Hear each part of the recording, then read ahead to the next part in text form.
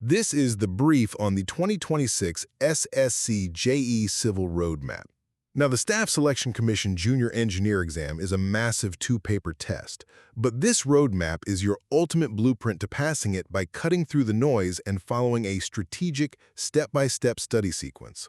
So to conquer both Paper 1 and Paper 2, you really have to build your knowledge logically, rather than just frantically memorizing everything.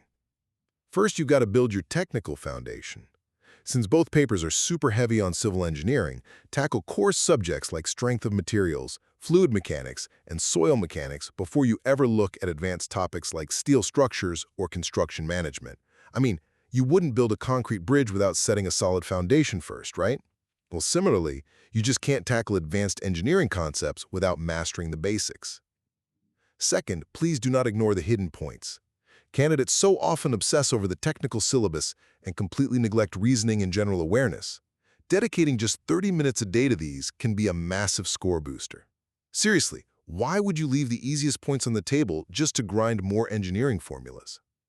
Finally, for the last 3 months, enforce a strict no new materials rule. Just stop collecting resources.